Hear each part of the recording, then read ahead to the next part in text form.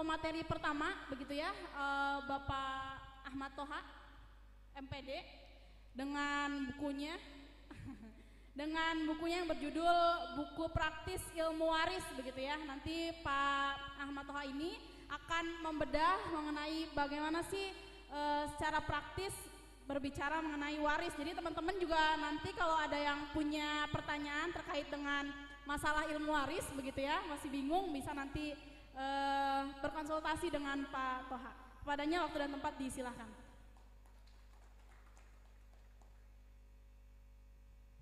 Assalamualaikum warahmatullahi wabarakatuh. Bismillahirrahmanirrahim. Alhamdulillahirabbil alamin, wassalatu wassalamu ala sayyidina Muhammadin wa ala alihi washabihi ajmain. Yang terhormat Bapak Ketua STAI serta seluruh dosen yang mudah-mudahan Allah muliakan, serta para narasumber dan seluruh Allah. Alhamdulillah, saya ucapkan terima kasih pada panitia yang telah memberikan kesempatan pada saya untuk membedah ya, walaupun hanya 10 menit ya. Ini kalau bahasa yang pertama saya ingin sampaikan bahwa buku ini ada satu lagi, dua sebetulnya, adalah sebagian besar adalah terjemahan dari karya almarhum ayahanda, kitab Taisirul Murid fi Ta'allumi Ilmil Faraid. Karena itu memang bahasa Arab pegon, tulisan Arab tapi bahasa Sunda. Dulu ketika 2015 saya disuruh ngajar fikih waris, belum ada bahannya, baru kitab ini. Saya khawatir mahasiswa yang tidak ngerti Sunda apalagi Arab pegon kesulitan gitu. Maka istikharah, musyawarah dan beberapa dorongan akhirnya kita terjemahkan hampir 80% dari sini. 20%-nya itu tambahan dari kitab-kitab ya seperti ini. Ini karya Ali As-Sobuni, khusus Al-Mawarith, termasuk dalam kitab-kitab tafsir Hozin gitu ya, di situ ada. Nah, selanjutnya buku ini insya Allah secara sanad keilmuan bisa dipertanggungjawabkan karena almarhum Kiai Haji Muhammad Bang Soleh ini salah satu murid langsung dari Kiai Haji Tubagus Bakri atau Mama Sempur ya. Beliau alumni juga dari Gunung Puyuh, Mama Jarkasih termasuk. Beliau adalah murid dari Mama Toha, Pondok Pesantren Al-Mutahhar. Jadi secara keilmuan insya Allah sanad buku ini mutasil, bukan ngarang Pak ya, tapi hasil ngaji ngalogat gitu ya, insya Allah. Nah, dibedah di sini, alhamdulillah saya berterima kasih dan bersyukur. Kan intinya agar dari buku ini bisa tergambar apa isinya, kemudian kelebihan dan kekurangannya diharapkan ketika ada kesalahan mohon saran dan kritik ya, yang membangun. Pakai ini apa di sini saja? Mohon maaf ya kalau lewat waktunya Bu, mohon diingatkan. Sambil berdiri ya. Nah, ini alhamdulillah berkat pangersa Kiai Ridwan ya, ini sudah didaftarkan hakinya. Cuman pemegang hakinya jadi SAI Mutakir. Nah, ini kurang lebih abstraksi dari apa buku ini ya. Sumber kitabnya Taisirul Murid fi Ta'allumi Ilmil Faraid yang disusun oleh Kiai Haji Muhammad Bang Soleh. Di situ ada ya. Beliau adalah alumni Gunung Puyuh, alumni Sempur juga, termasuk alumni Al-Mutahhar ya. Nah, kemudian kitab-kitab sumber dari Taisirul Murid itu adalah diantaranya Syarah Rahbiyah fi Ilmil Faraid, di kalangan pesantren ini sudah populer ya. Kemudian ada lagi apa itu namanya, mana tadi, Mughni Muhtaj, Hasya Al-Bujairimi Alal Manhaj, Tafsir Khazin, Tafsirul Faraid dan lain-lain termasuk di sini. Nah, ya nantilah di lain kesempatan karena ini waktunya hanya sebentar. Di situ ada definisi hukum mempelajari. Jadi mempelajari ilmu faraid itu hukumnya fardu kifayah, tetapi mengamalkannya fardu ain. Sebagaimana sholat wajib itu ya. Nah, begitupun ketika ada yang meninggal dunia, ya, harta warisannya wajib dibagikan berdasarkan hukuman Islam. Karena kita sebagai umat Islam, termasuk di situ ada rukun waris, ahli waris. Gitu. Nah, di sini yang tidak ada dalam kitab Taisirul Murid, diantaranya di situ ada apa namanya itu, kalau sebagian besar ada yang tidak ada di Taisul Murid itu, diantaranya warisan asir, orang yang ditawan, warisan anak zina dan anak li'an. Gambaran saja, kalau anak zina itu dari pihak ayah tidak saling mewarisi. Begitupun anak li'an. Anak li'an itu anak yang tidak diakui oleh ayahnya ya Pak. Jadi si suami menganggap istrinya telah berzina, maka dia harus membuktikan dengan 4 orang saksi. Kalau tidak berarti dia telah qadzab, menuduh tanpa saksi, harus di had qadzab 80 kali gebugannya. Nah, apabila si suami ini memang dia meyakini gitu ya, saksinya cuma ada 2, berarti dia harus berani sumpah li'an. Li'an itu saling melaknat gitu. Itu ayat dalam ayat Quran secara jelas tentang li'an.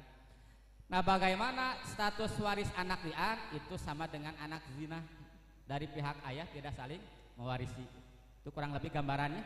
Kemudian ada lagi kewarisan istri subhat yang tidak ada dalam kitab Taisir ya, yang belum sempat ditulis di situ. Istri subhat dan anak hasilwati subhat. Itu kalau lihat kitab-kitab sumbernya, anak hasilwati subhat itu statusnya sama dengan anak sah saja, artinya dari pihak ayah dan ibu saling mewarisi. Apa itu anak subhat? Anak subhat itu adalah anak yang bukan dari perjinahan, tetapi dikatakan jima halal pun tidak. Seperti apa? Contoh, seorang menikah, setelah punya anak, ketahuan ternyata suami istri itu mahram, misalkan saudara sepersusuan, ketahuan ada saksi, oh kamu itu suami istri itu sepersusuan, satu nasab. Maka saat itu juga dalam fikih munakahat dijelaskan pasah ya Pak, pasah. Gimana status anaknya? Itu namanya anak hasil wati subhat.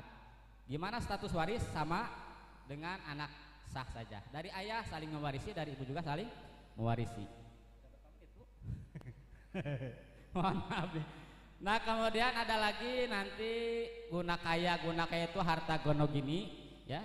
Jadi ketika seorang meninggal ya, maka harta itu yang disebut bahasa para itu tirkah ya. Tirkah itu peninggalan si mayat. Apa saja yang dimaksud tirkah?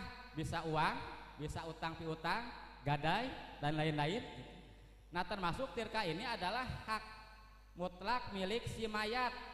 Di sini ada nih mananya, hak mutlak milik si mayat. Nah, ini kepanjangan ya. Jadi ketika suami istri salah satunya meninggal atau cerai, nah ini tentu harta ini ada yang milik suami, ada milik istri, ada harta bersama gitu. Kalau bahasa Sunda ada yang disebut harta sampakan. Harta sampakan itu harta yang sudah ada. Sebelum menikah juga si istri punya harta, suami punya harta. Kalau bahasa Sunda, harta si suami sebelum menikah namanya raja kaya kalau tidak salah gitu. Kalau istri punya harta bawaan sebelum menikah namanya banda kaya. Kemudian menikah hartanya bertambah, itu namanya tepung kaya, gono gini. Nah, dalam membagikan harta gono gini di sini ada ya. Itu lihat, misalkan seorang meninggal, suaminya meninggal, hartanya dari mulai warung, rumah, mobil kurang lebih ada 2M. Nah, yang 2M ini belum tentu suami semua. Maka dipisahkan dulu mana harta bawaan si istri, mana harta bawaan suami. Kalau sudah dipisah, berarti sisanya itu harta bersama, harta gono gini. Nah, bagaimana cara membagi harta gono gini? Itu secara qat'i dalam ayat maupun hadis tidak ditetapkan harus dibagi berapa, tetapi dilihat capek siapa usahanya gitu. Kalau dalam surat An-Nisa ayat 32 itu ada tersirat ya, lirrijalin nasibu mimaktasabu walin nisain nasibu mimaktasabna. Bagi laki-laki ada hasil bagian dari hasil usahanya, bagi perempuan pun, bagi istri pun ada. Nah, untuk uruf di Pasundan, kalau dalam kitab Taisir Muri itu dijelaskan, Pasundan itu Jawa Barat dan sekitarnya. Gono-goni ini dibagi 2. Karena di kita biasanya istri dan suami kolaborasi. Istri yang masak, nyuci, ngantarkan sekolah, suami pergi ke kantor. Nah, istri itu dianggap ikut andil dalam usaha si suami dalam mencari harta itu. Makanya Misalkan yang tadi 2M, masing-masing bawa 500 juta, sisanya 1M, itu harta gono gini, ya. Tinggal dibagi dua saja. Nah kemudian baru ketahuan, oh harta suami ini gono gininya 500 juta, harta bawaannya 500 juta. Jadi yang 2M itu 1M-nya punya si istri dari harta bawaan dan harta gono gini. Belum lagi si istri dapat warisan dari suami gitu. Maka istri tidak perlu berkecil hati. Tapi kalau dari segi bagian waris istri itu kan kalau ada anak 1/8 ya. Harta suami misalkan 8 juta, ada anak, istri 1/8-nya 1 juta. Kok sedikit? Iya dari warisan. Tapi dari harta gono gini, harta yang ada justru setengahnya milik istri. Kali lagi untuk gono gini, lihat uruf di suatu daerah. Kalau di Arab Saudi mungkin gono gininya suami lebih banyak, karena istri santai. Semuanya ada pembantu yang ngurus anak, ngurus apa pekerjaan rumah. Istri cuman nemenin tidur, nemenin makan, nemenin jalan-jalan. Suami misalkan kerja. Nah kalau begitu adatnya bisa jadi si istri bisa harta itu bagi 10/1 gitu, tergantung. Berapa menit lagi Bu? Nah 2 menit lagi. Hak-hak yang harus didahulukan ya. Sebelum harta dibagikan, yang pertama harus dipastikan dulu hak yang berkaitan dengan tirkah, seperti hartanya itu belum dikeluarkan zakatnya, maka itu wajib dikeluarkan zakatnya. Misalkan dia punya sawah udah 2 tahun belum keluarin zakat, pada sudah nisab, itu dihitung zakatnya. Jadi tidak sah itu harta dibagikan ke ahli waris apabila zakat termasuk gadai dan jenayah belum dibereskan. Termasuk monatu tajhid, biaya yang ngurus jenazah, yang pokok memandikan, mengkafani, menyolatkan dan menguburkan, itu ngambil dari harta si mayat, kecuali jika yang meninggalnya seorang istri yang masih punya suami, itu mah kewajiban suami. Kemudian membayar hutang si mayat, mengeluarkan dan menunaikan wasiatnya. Nah kalau ini sudah beres semua, maka harta siap dibagikan. Rukun waris, kalau dalam kitab Fathul Murid ada 3, harus ada mayat, seperti tadi kata Kiai Dr. Imam. Kalau masih hidup bagi waris nggak jadi gitu ya, sebab syaratnya harus ada mayat. Saya mau minta warisan Pak, bapaknya masih hidup, nggak bisa. Yang kedua harus ada ahli waris. Mayatnya ada, cuman nggak ada ahli waris, dia sebatang kara, itu juga tidak akan ada buka waris. Terus hartanya kemana? Ke Baitul Mal gitu. Yang ketiga harus ada tirkah. Tirkah itu peninggalannya baik harta maupun hutang atau lain-lain. Syarat warisan nih. Yang pertama harus yakin hidupnya ahli waris ketika meninggalnya si muris. Muris itu si mayat. Jika si A misalkan ya, suami istri naik motor, kecelakaan, suaminya langsung meninggal, istrinya kelihatan dia teriak-teriak, berarti yakin istri itu hidup ketika suami meninggal, walaupun bedanya cuma beberapa detik, maka si istri dapat warisan dari suami, walaupun istrinya terus maut dehnya. Terus kamanakeun? Satukan dengan harta dia, bagikan ke ahli warisnya. Jadi kalau suami istri misalkan meninggal masuk jurang, gak ada yang tahu siapa yang duluan yang terlahir, maka suami itu tidak saling mewarisi. Tapi syaratnya tidak ada. Jadi harus yakin hidupnya si ahli waris ketika meninggalnya si mayat. Kalau mati bersama-sama dalam tsunami, yaitu harta masing-masing saja. Bahkan mungkin hartanya juga nggak ada, valid. Kemudian yang kedua harus yakin meninggalnya si muris atau ditetapkan oleh qadhi. Seperti kasus orang hilang, ini udah 2 tahun nggak ada kabar berita, gimana bagikan saja ahli warisnya atau jangan? Ini harus datang saja ke hakim, nanti hakim mengcek gitu ya.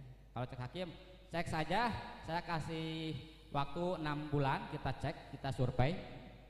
Kalau 6 bulan belum datang juga, maka silahkan harta dibagikan. Si istri saat itu beridah, idah wafat 4 bulan 10 hari. Setelah keputusan hakim, misalkan hakim, saya butuh 6 bulan biasanya untuk mencari orang hilang. Misalkan isinya datang ke hakim, ini hakim gimana? Suami saya udah 5 tahun. Kata hakim, di mana kerjanya? Misalkan di Arabnya di mana? Nanti cek gitu. Misalkan kata hakim 6 bulan tunggu dari sekarang berapa? Tanggal 7 Februari. 6 bulan ke depan kata hakim kalau belum datang, belum ada berita, udah anggap saja mati, harta bagikan. Nah dari situ si istri mulai idah gitu. Itu contoh seorang yang meninggalnya ditetapkan oleh hakim khusus untuk kasus orang hilang. Kalau masih ada mah kamu meninggal kata hakim, ya nggak bisa. Kemudian yang ketiga terakhir ya, harus mengetahui sebab mendapat warisan serta terbebas dari penghalang dari mendapat warisan. Mohon maaf, ini terlalu lama ya. Mungkin dari saya cukup sekian. Kurang lebihnya mohon maaf. Assalamualaikum warahmatullahi wabarakatuh.